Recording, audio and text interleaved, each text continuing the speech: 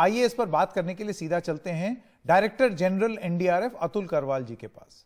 Atul ji, NDTV में आपका बहुत बहुत स्वागत। कितने लोगों की टीम तुर्की गई है और भारत की टीम जो है ये क्या उपकरण लेकर के गई अतुल जी?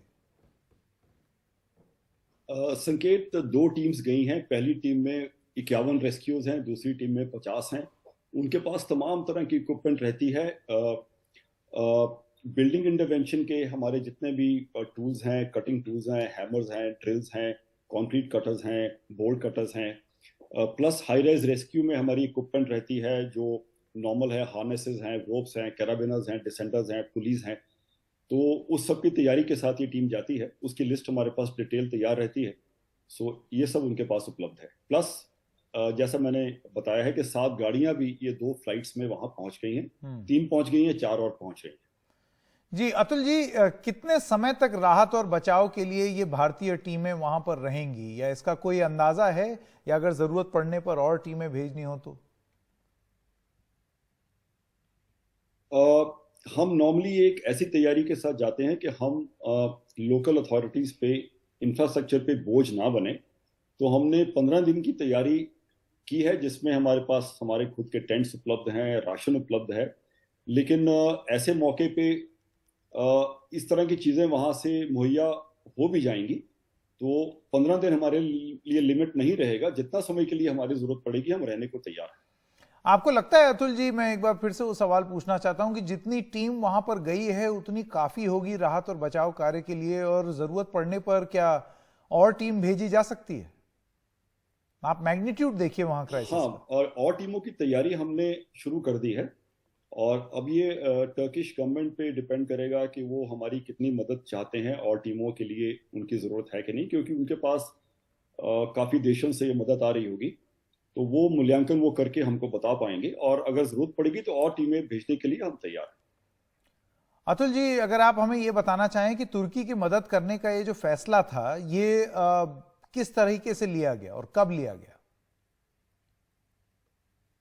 जैसे ही इसकी खबर पहुंची तो माननीय प्रधानमंत्री जी ने डिसीजन लिया था कि टर्की की हर तरह की मदद के लिए हम तैयार रहें। तो इस उपलक्ष्य में पहली मीटिंग प्राइम मिनिस्टर्स ऑफिस ने कल सुबह ऑर्गेनाइज करके तमाम जो इसमें कंसर्न डिपार्टमेंट्स या संस्थाएं हैं उनको ऑन बोर्ड लिया था। चाहे वो एमईए है, कि इंडियन एयरफोर्स है, कि एनडीआरएफ है, कि एनडीएमए है, होम डिपार्टमेंट है। तो उस मीटिंग में ये तय हुआ था कि हमको टीम जल्द से जल्द रवाना करनी है।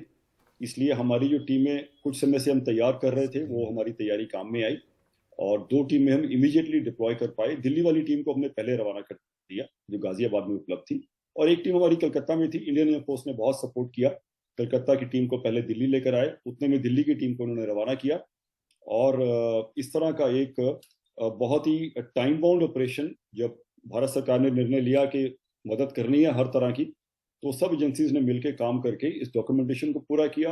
वीजा अप्रूव हुए, ट्रांसपोर्टेशन हुई, तैयारी, मशीनरी, लोडिंग, गाड़ियां, और पहली टीम 3 बजे रवाना हो गई रात में।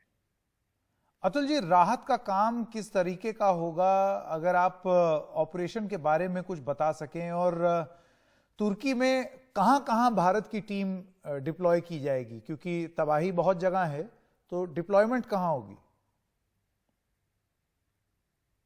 टर्की में एक, अगर आप मैप पे देखेंगे तो एक बड़ा एरिया इससे असरग्रस्त हुआ है। अडाना एयरपोर्ट जहाँ लैंड किए हम, वहाँ से वो एरिया टच करता है। तो वो एक अडाना एयरपोर्ट उसकी एज पे है। तो उस पूरे एरिया में ये ऑपरेशन रहेंगे। हमारी तैनाती कहाँ होती है वो लोकल गवर्नमेंट डिसाइड करेगी। और पहला हमको साइट जो पहली टीम के लिए मिला है वो अडाना एयरपोर्ट से कोई 3 घंटा दूर है। उसके लिए टीम रवाना हो चुकी है। और रिलीफ ऑपरेशंस में तो पहले शुरू में तो जितना हम जाने बचा पाए उस पर काम होगा, और उसके साथ साथ बहुत पैरेलल चीजें चलती हैं जिसमें और एजेंसी जुड़ जाती हैं। अतुल जी, मेरा आखिरी सवाल, एनडीआरएफ का राहत और बचाव कार्य का एक पुराना अनुभव रहा है भारत में भी और विदेशों में भी, लेकिन विदेशों में किस तरीके का आपका एक्सपीरियंस रहा है? कहाँ कहाँ एनडीआरएफ गई है, और इस ऑपरेशन को आप किस तरीके से करेंगे? पहले एनडीआरएफ ने अंतर्राष्ट्रीय ऑपरेशन 3 देशों में किए हैं, नेपाल, भूटान और जापान। ट्रिपल डिजास्टर में भी हमारी टीमें गई थी।